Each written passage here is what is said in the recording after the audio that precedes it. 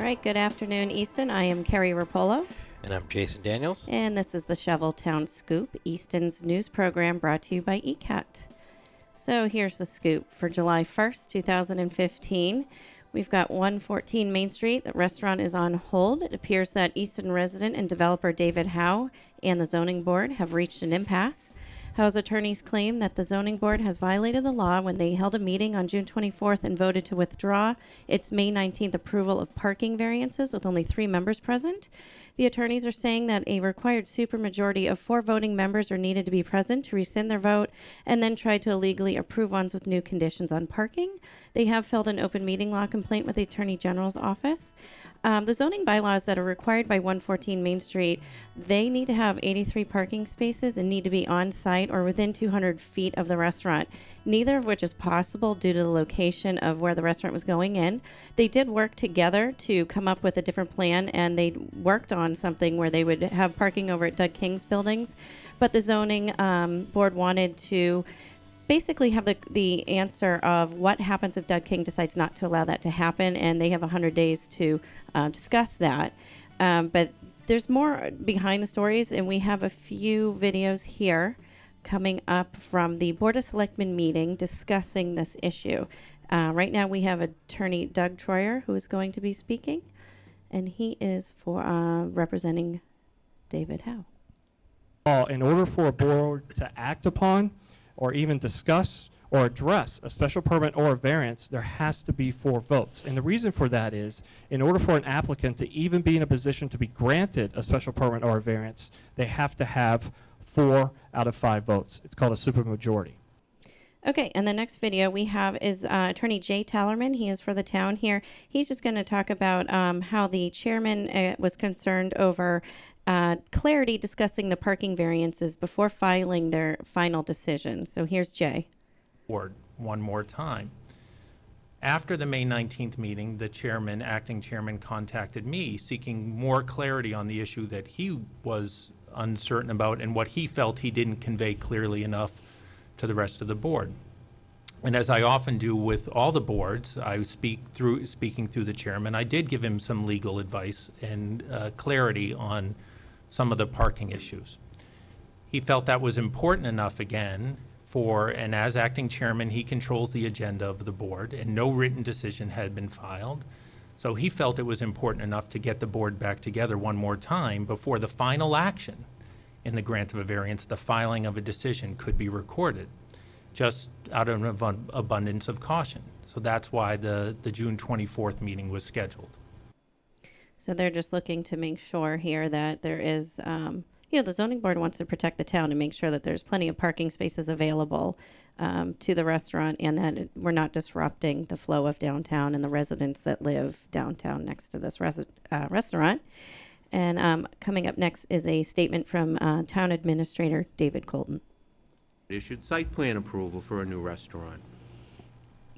We have all been rowing in the same direction in order to improve our historic downtown and expand our tax base. The Zoning Board of Appeals has met twice and held a public hearing that was not very well attended.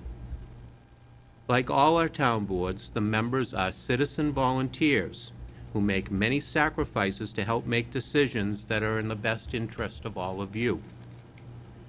The ZBA must act in accordance with the law and take input from the public.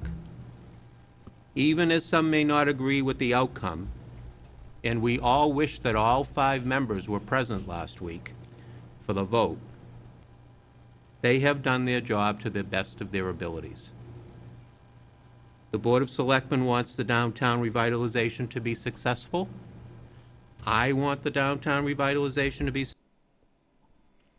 He wants it to be successful as well. Yes. So obviously, I think everybody here wants this to happen. We just, need to have everybody come together and come up with the right solution. And so I think that hopefully in the near future, there will be a decision made. Well, we'll keep people posted. Absolutely. And the full meeting, you can go to eastoncat.org if you want to watch the full meeting. Please do, actually. Not only are they focusing on this, but they had a very full agenda on Monday night. You can actually learn a lot about our town, and I really ask people to go and check it out.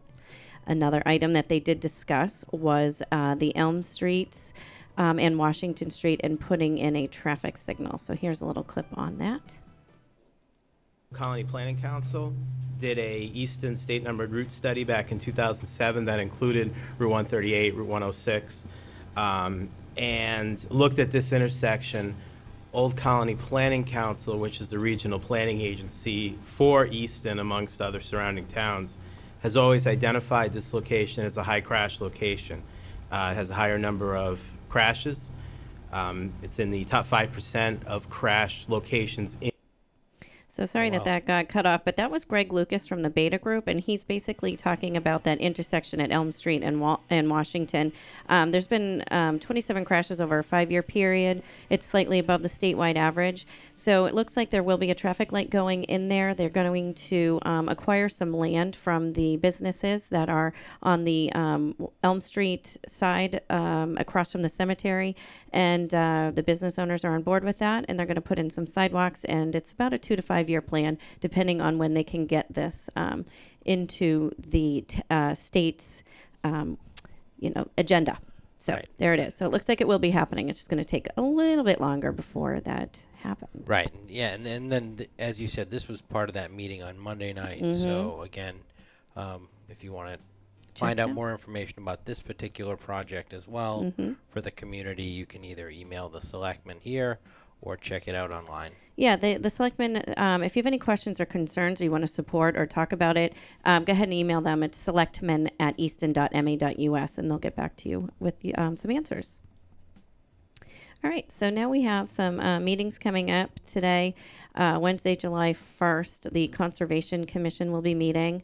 And then a reminder that the town hall offices will be closed on Friday, July 3rd for observance of Independence Day. It is a federal holiday, so don't forget banks are closed and any other federally owned buildings. And then on Monday, July 6th, the Planning and Zoning Board will be meeting. And Tuesday, July 7th, the Board of Appeals. Okay. The Finance Committee is looking to fill an open seat. The Board of Selectmen will be accepting applications from interested volunteers seeking to fulfill the unexpired term of Finance Committee member. They meet about once a month and for about an hour or so. Next year during the town meeting, though, they kind of ramp up some more meetings. There's a little bit more involvement. Of course, it's necessary, but it's a great way to get involved with the town hall. And if you have any questions, you can call or talk to anybody there at the Selectman's office at 136 Elm Street. You could submit a volunteer form. Just go to their website, easton.ma.us. Okay. All right, notice to the residents, we've got some more paving going on around town. So there's a reconstruction and paving project on Lothrop Street that began yesterday, Tuesday, June 30th. It's going to take approximately a month, so just expect some delays, when you're traveling there. And then they're also reconstructing and paving Center Street, Short Street, and Main Street, which is going to begin next week, July 6th. So seek alternate routes. Yeah, no, I got caught on that 106 Yeah. paving last week. Yeah. Wow. It got backed up, I know, but these streets desperately need it after the Right. winter we had, especially Short Street. That's like taking your own life in your hands when you travel down Short Right. Street. So, yeah, no, these are necessary projects. Absolutely. For sure. Yes. And then a friendly reminder, school is now out for the summer, so just take it easy there when you're driving around some of the neighborhoods. The kids are out and they're playing and, riding their bikes and stuff. And then this is coming up here. We've got 4th of July fireworks in our community. As you can see, there's a few going on the 3rd. We've got Sharon, Walpole, and Stoughton. And then the Brockton Fairgrounds runs it all weekend long from the 3rd to the 5th. And then on the actual 4th, in Canton at the Irish Cultural Center, they're having a full day of events, so you can check out their website. And their fireworks begin at dusk. Right. And I have no favorites, but I think Sharon is celebrating their 250th anniversary, so they may be doing something. Yeah, a little above and extra beyond. special. Okay. Yeah, all right, just that's so good. people know. Good to know. All right, and then the Ames Free Library, of course, is always hosting a plethora of events, as you can see here. They've got Book Buddies at the Animal Protection Center of Southeastern Massachusetts. The Oliver Ames High School robotics team meets. They have a mediation evening. They've got tons of activities planned, and they're all free to our community. You can go to amesfreelibrary.org and check out the agenda. Yeah, I don't know how they do it. They have so much going on over at the library. That's great. And the Children's Museum? Yeah, so coming up at the Children's Museum next week, they're going to have Under the Sea on Tuesday, July 7th. That's Ariel. And her performances are going to be at 11 a.m. and 1 p.m. You can join the Little Mermaid for songs and story and games and fun because she's, and bring your cameras because she's going to be posing for photos and signing autographs. So if you have a little one that loves the Little Mermaid, she will be over at the Children's Museum on the 7th. All right, another nice event this summer. Yeah, so coming up next weekend, July 11th, at the Smith Farm at Borderland is the Smith Farm Aid concert. It's going to be from about, 3 p.m. until the music runs out. $10 at the door. Children under the age of 12 are free.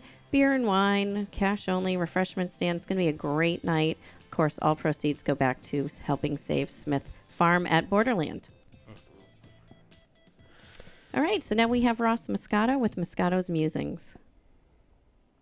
Hi, I'm Ross Muscato. I am going to preface this Moscato's Musings with the admonition that oftentimes in life it needs to get down to this. No more reasons, just results. Make it happen. And I continue. In his book, The Path, A 1-Mile Walk Through the Universe, longtime Easton resident Chet Ramo, professor emeritus at Stonehill College, renowned nature writer, and author of multiple beautifully written and brilliant books, breaks down and describes the 1-mile walk he took thousands of times from his home in downtown and Main Street in Easton to Stonehill College and back again. In the book, Mr. Ramo addresses the architectural and design treasures of Northeastern Village, owed almost totally to the beneficence of the Ames family. In the book, in reflecting on the creation's artistry and passion found in Northeastern Village, that of H.H. Richardson, Frederick Law Olmsted, Auguste St. Gaudens, Stanford White, John Lafarge, and others, Mr. Ramo writes, quote, "Seldom has a single village benefited from such an assembly of talent," end quote. I am an Easton native. I was born in 1963. When I was a child, the treasures were here, but many were not well kept and not in the best condition. Over the past 25 years, there has been a remarkable renaissance of the village area. This renaissance is owed to and supported by a team of caring and hard-working citizens that includes longtime Easton residents, the recently arrived, and those who have moved here and been here for, we will say, a little while now. Main Street, once beset with pockets of dilapidation and unappealing grittiness, is being reclaimed. A keystone of this revival is the Farmer's Daughter restaurant on Main Street. Now it has seemed that another component of the revival will be another restaurant, an upscale restaurant with a roof deck, and that will sit alongside next to the Farmer's Daughter. The developer of this project and other properties on Main Street is David Howe, owner of J. Dorenzo Construction. Mr. Howe has done a tremendous amount of good in town and has given tremendously to the community. I am still trying to figure out what is going on with this project. The project is, though, now in flux. After an Easton Zoning Board of Appeals meeting on May 19th, it looked all good for the restaurant. Mr. Howe then commenced rehabilitating a parcel of property on Main Street that was haggard, with this rehabilitation serving the end of creating a beautiful eatery. This rehabilitation and construction went on for about a month. That was until a Zoning Board of Appeals, ZBA, meeting on June 23rd, in which, for all intents and purposes, the restaurant project was now not approved. Construction stopped, and Mr. Howe put up for sale all properties he owned on Main Street. Now it seems why the restaurant is being halted is because of a question of whether there is sufficient number of parking spaces, if they're available, to support the establishment, and ZBA regulations, and meeting protocols, and a quorum, and other matters. It can be confusing. And of this confusing and very important civic and business matter, this is what I say. Let's allow that all those who have a say in and who rule on this project are operating with the best of intentions and are operating in accordance with what they believe is in the best interest of Easton and its people. I also want to say this. The restaurant makes sense. It makes a lot of sense. When you look at the big picture, this restaurant will aid and abet and continue the renaissance, the gorgeous renaissance of the Northeastern Village. Further, I humbly ask all parties to break through the logjam, manage through ego and conflict. No more reasons, just results. Make it happen. Thank you for watching. All right, Ross weighs in on Yeah, 114 Main The Street. voice of reason here. All right. Thanks, Ross. Who would have thought? Okay. All right, and now we have some ECAT news and updates here. So the film sprint's back, and registration is now open? Yeah, we opened up the registration on the 28th, and we've got only 5 spots left now. All right. All teams that register and submit a film will also get T-shirts. So even just for participating, you'll get something out of it. So definitely go to eastoncat.org and register right there on the page. We'd love to have you be part of it. It's going to be a lot of fun. All right, cool. All right, well, I think that does it for this week. Stay safe, everybody, and have a wonderful 4th of July. Yeah, happy 4th. All right.